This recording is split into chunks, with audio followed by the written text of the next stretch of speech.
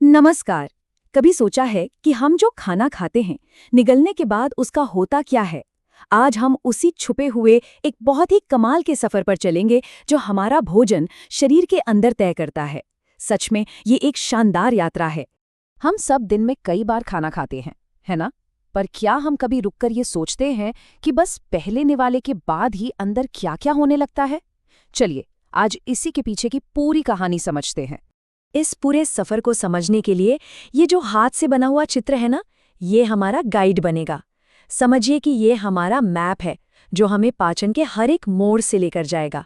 तो तैयार हो जाइए। तो देखिए, हमारी ये जो पूरी यात्रा है ना, ये इन 5 मेन स्टेजेस में बटी हुई है। हम शुरू करेंगे अंतर्ग्रहण यानी खाना खाने से, और फिर देखेंगे कि कैसे ये पाचन और अवशोषण से गुजरकर आखिर में मलत्याग तक पहुंचता है। हर एक कदम बहुत जरूरी है। तो हमारे मैप पर सबसे पहला स्टॉप है मुंह। यहीं से असली कहानी शुरू होती है, जहां खाने को फिजिकली और केमिकली दोनों तरीकों से तोड़ा जाना शुरू हो जाता है। अच्छा, यहाँ एक बड़ी दिलचस्प बात है। हमारे मुंह में लार ग्रंथियों के 3 जोड़े होते हैं जो हर रोज पता है कितना, लगभग 1.5 लीटर लार बनाते हैं।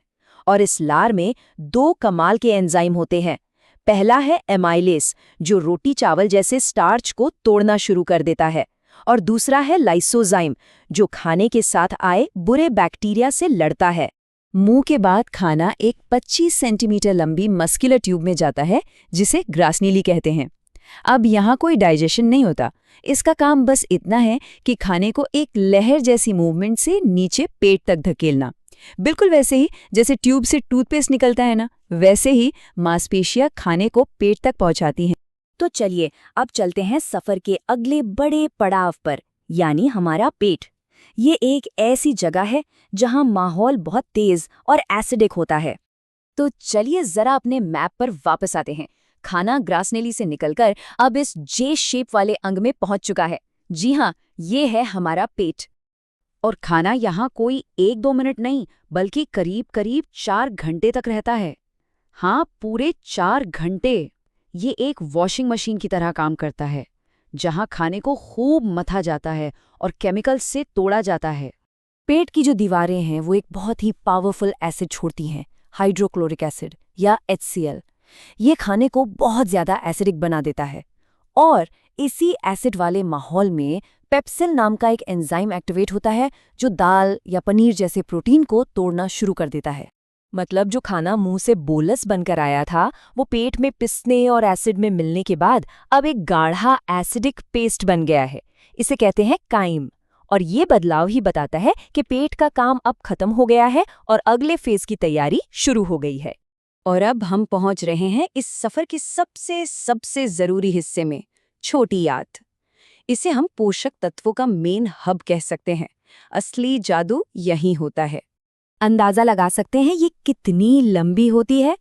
लगभग 6.5 मीटर। सोचिए, एक जिराफ की हाइट से भी ज्यादा लंबी चीज हमारे शरीर के अंदर एकदम आराम से फिट है ना कमाल की बात? तो यहाँ 2 बहुत जरूरी काम होते हैं। पहला, जो भी थोड़ा बहुत पाचन बचा है उसे पूरी तरह से खत्म करना, और दूसरा, उन सारे कीमती न्यूट्रिएंट्स को सोखकर खून तक पहुंचाना, ताकि शरीर को एनर्जी मिले। लेकिन रुकिए, छोटी आंत ये सारा काम अकेले नहीं करती। उसे 2 बहुत खास दोस्तों से मदद मिलती है, यकृत यानी लिवर और अग्न्याशय यानी पैंक्रियाज। ये दोनों अपने पावरफुल डाइजेस्टिव जूस छोटी आंत में भेजते हैं। और ये टेबल इसे बहुत अच्छे से समझाता है। देखिए, लिवर पित्त यानी बाइल बनाता है, जो तेल या घी जैसी फैट की बड़ी बड़ी बूंदों को हजारों छोटी छोटी बूंदों में तोड़ देता है, बिल्कुल वैसे ही जैसे डिश वॉशिंग सोप तेल को काटता है। और पैंक्रियाज एक ऐसा जबरदस्त एंजाइम कॉकटेल भेजता है जो फैट, स्टार्च और प्रोटीन तीनों पर एक साथ काम करता है। और इसे याद रखने का एक बड़ा मजेदार तरीका है LAT। L से लाइपेज जो फैट को पचाता है, A से एमाइलेज जो स्टार्च को पचाता है, और T से ट्रिप्सिन जो प्रोटीन को पचाता है। ये समझिए कि पैंक्रियाज की सुपर टीम है। तो एक बार फिर से देखें कि खाने का रूप कैसे कैसे बदला।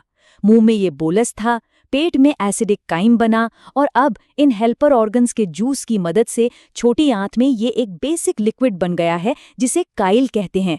अब ये एब्जॉर्ब होने के लिए पूरी तरह से तैयार है। तो चलिए अब बढ़ते हैं सफर के आखिरी हिस्से की तरफ। जब सारे न्यूट्रिएंट्स सोख लिए जाते हैं तो जो कुछ भी बचता है वो बड़ी आंत में पहुंचता है। हमारे मैप पर ये आखिरी स्टॉप है। छोटी आंत से निकलने के बाद बचा हुआ खाना यहीं अपना सफर पूरा करता है। इन दोनों में फर्क एकदम साफ है।